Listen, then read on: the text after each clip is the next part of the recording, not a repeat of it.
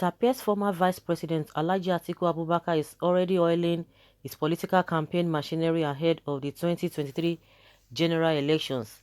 In a lengthy live interview monitored yesterday on Fresh FM in Ibadan, Segun Showunmi, the 2019 Atiku campaign spokesman, talked on several controversial issues bordering on the 2023 elections.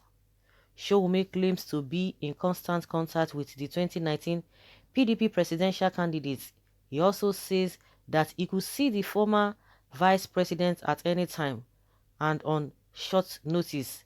According to him, the Southeast region would be wrong to expect Atiku Abubakar to shelve his 2023 presidential elections just because President Buhari, also from the northern region, is on a second consecutive tenure as president. In his words, if zoning principle were to be followed strictly, then Alhaji Atiku Abubakar is already at an advantage over many politicians from the southeast region.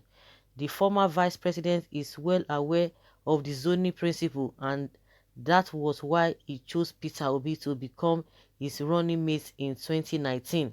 You see, the southern part of Nigeria will always make the mistake of seeing the entire north as one region, a monolithic entity. That's one reason why many northern politicians are smarter than some of their southern counterparts. They don't make the mistake of lumping the entire south together. They know the difference between the southeast, south-south and southwest.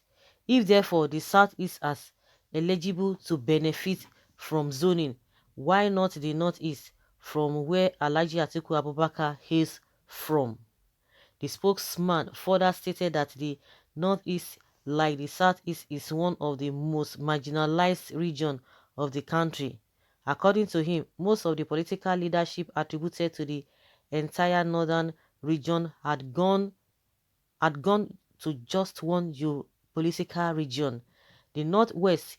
He claimed that even the southeast, that had been widely adjured as the most marginalized region, had produced two former heads of state. This, he said, included Dr. Nnamdi Azikiwe and General Aguiyi Ironsi. He thereafter challenged political analysts to name how many individuals from the northeast had had similar privileges.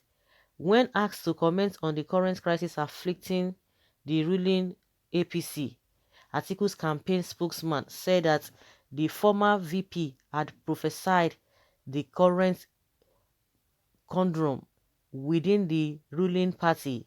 According to him, Alhaji Atiku had, during the 2014 presidential primary of the APC, warned some delegates of the likely consequences of electing a candidate who had no democratic credentials. He told them that if they really needed a candidate who can deepen democracy and ensure restructuring of the country, then they should elect him. But that if they only wanted a flashy candidate, then they could go ahead and vote for the current president. Showunmi later responded to insinuations regarding the alleged marginalization of the APC national leader, Asiwaju Tinubu. In his words, Tinubu can never be stuck and without options as a politician. He said Atiku had long foreseen that having credible alternative is essential to a robust democratic culture. That was why, according to him, Atiku, as vice president, ensured that Lagos State was preserved for an opposition party. When the PDP and former President Olusegun Obasanjo wanted Lagos State under the PDP at all costs, that task particularly fell to Alhaji Atiku Abubakar.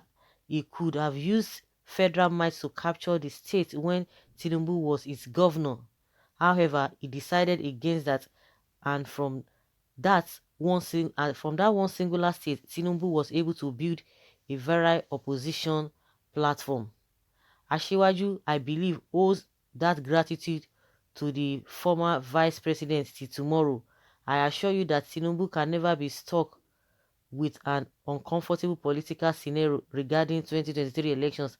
That is why Asiwaju Tinubu only needs a 24 hours notice.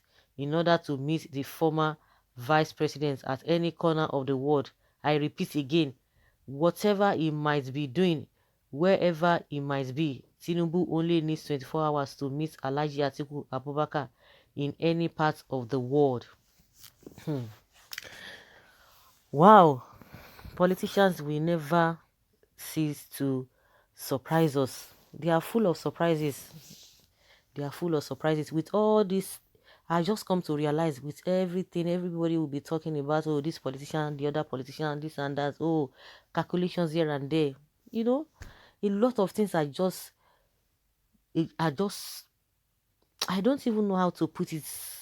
Everything is just in disarray. That's just a simple way I can really put it.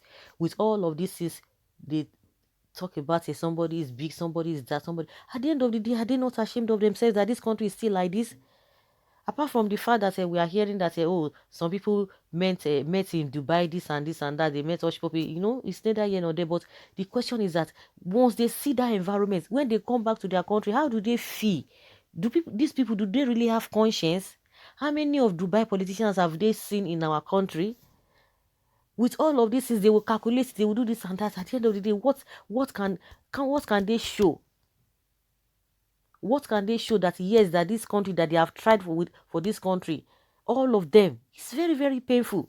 Once I just hear them talking about this, and a lot of people are carried away with all these fantasies, with all this, oh, this one knows how to play politics, this one knows how to do this and that. Even the Lagos they are talking about, they will tell you Lagos IGR this, Lagos this and that. And yes, there's no meaningful development, there's no modern development, infrastructure on ground, nothing.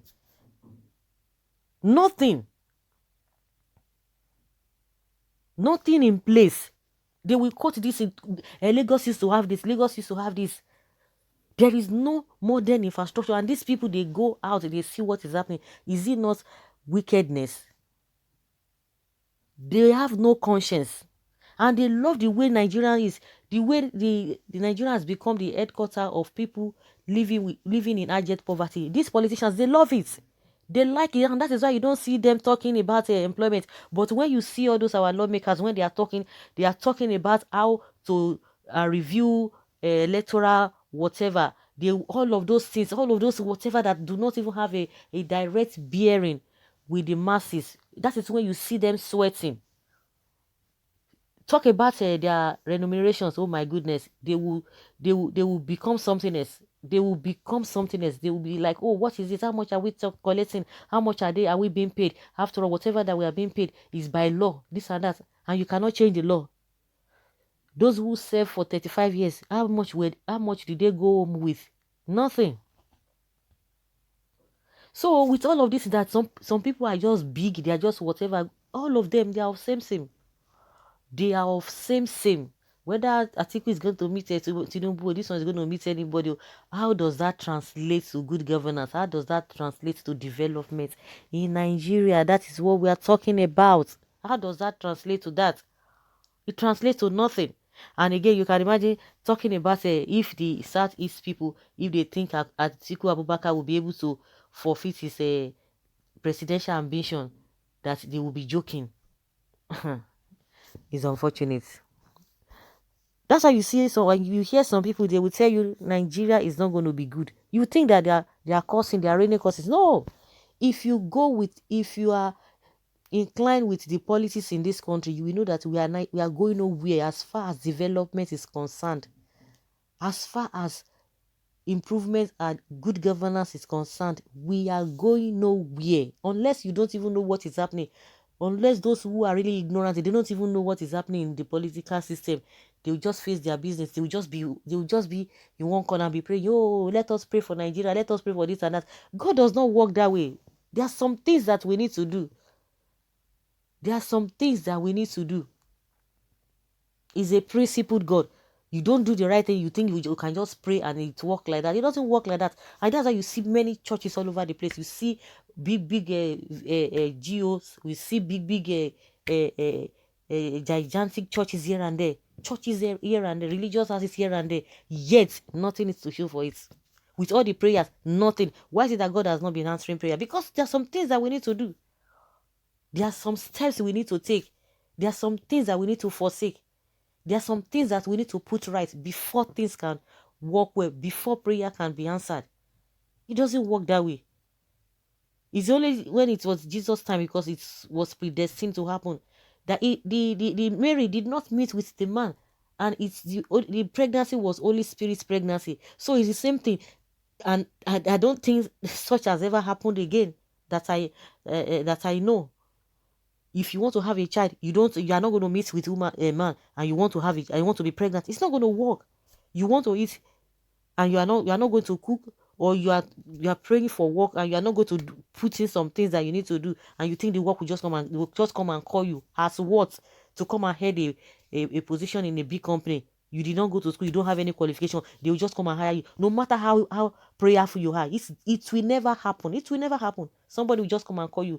You never obtain any degree whatsoever, no qualification, then they will come and call you that, okay, come and head this position. It's not going to happen. So the same thing, if we don't do the right thing, if we pray from now to eternity, nothing will happen.